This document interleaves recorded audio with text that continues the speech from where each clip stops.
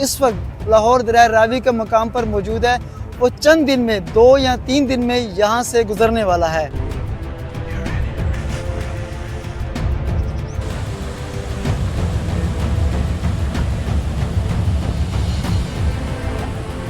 आप इस दरख्त की मोटाई देखें।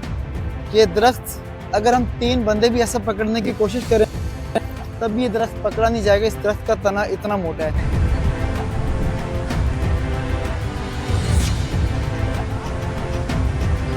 तो हाँ भी जवानों, आज जुमा है तो आज कहाँ जाने का प्रोग्राम है? आज हम वहाँ जाते हैं जहाँ सैलाब आएगा। सैलाब आएगा। अल्लाह पाक अपनी रहमत में रखे, अपने हिफ्ज़ ईमान में रखे। सैलाब अच्छी चीज़ नहीं है। सैलाब इस वक्त पंजाब में है। बहरहाल सैलाब गुजरेगा कहाँ से, हम आपको वहाँ लेकर चलते हैं। ठीक है, चलो भाई।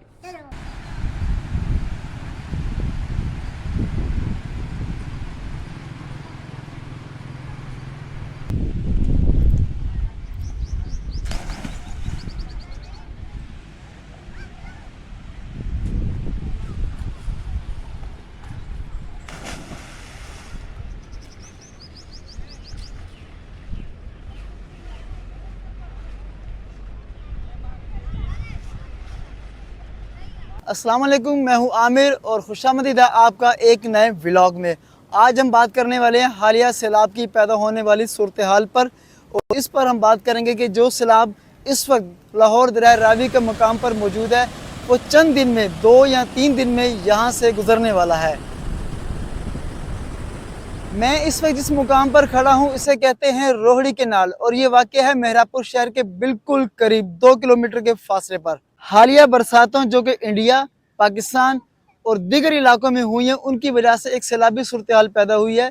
सैलाबी सूरत हाल की क्या कंडीशन है आपको वक्तन फ़वक्तन अपडेट देते रहेंगे। जो सैलाब चंद दिन में गुजरने वाला है वो इस जगह से, इस मुकाम से गुजरने वाला है। ये रोहड़ी केनाल इस वक्त कैपेसिटी रखती है तकरीबन 60,000 क्यूसिक। माहिरीन के मुताबिक यहाँ से तकरीबन 90,000 क्यूसिक पानी गुजरने वाला है। शोर से आपको अंदाजा हो गया होगा, इस वक्त रोहड़ी केनाल के जो स्पेल हैं वो मुकम्मल तौर पर खोल दिए गए हुए हैं।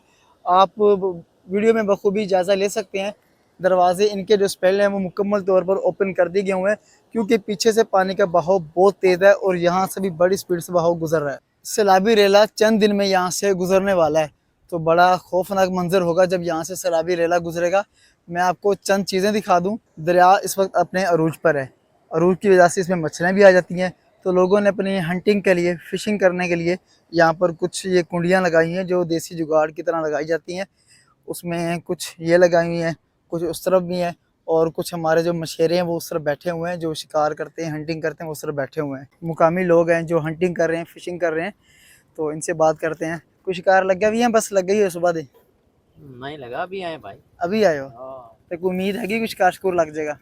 नहीं, पानी सही नहीं है, अभी उतार चढ़ाव चल रहा है पानी का। अच्छा, पानी का उतार चढ़ाव की वजह से शिकार अक्सर कम ही लगता है। पानी का उतार चढ़ाव आज ज़्यादा है, क्योंकि मैं आपको पहले बता रहा हूँ कि दरिया के अंदर थोड़ी सी सैलाबी सूरत हाल है, इस वजह से आज शिकार कम लगने के चांसेस हैं। तो तुम कितनी देर तक बैठोगे आज? बस हम तो भी निकल रहे हैं, थोड़ी देर में जा रहे हैं बस। बस तक जितनी देर तक लग सका।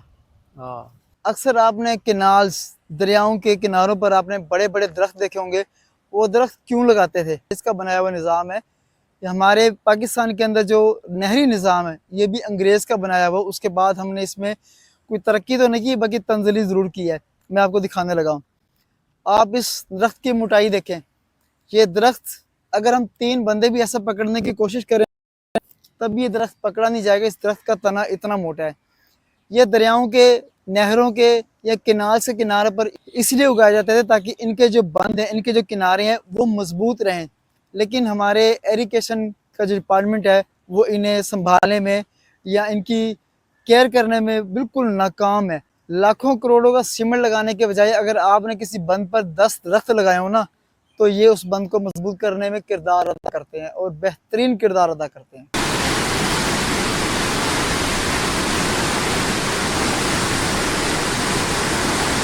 अगले 2-3 दिन में यहाँ से सैलाब गुजरेगा, तो उसके भी हम अपडेट लेने ज़रूर आएंगे और आपको भी देते रहेंगे। यकीनन आज के व्लॉग, आज की वीडियो आपको पसंद आई होगी। वीडियो में कोई बात, कोई चीज़ अच्छी लगी है तो लाइक कीजिएगा। चैनल पर अगर नए हैं तो सब्सक्राइब ज़रूर कीजिएगा। बहुत जल्द मिलते हैं एक नए व्लॉग, एक नई वीडियो के साथ। अपना ढेर सारा ख्याल, हमें दुआ में याद रखिएगा। अल्लाह हाफिज़।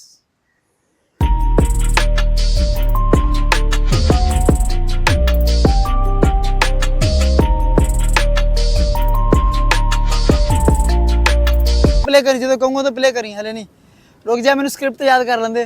अस्सलाम वालेकुम खुशामदीद चल। अस्सलाम वालेकुम मैं हूँ आमिर और आज हम बात करने वाले हैं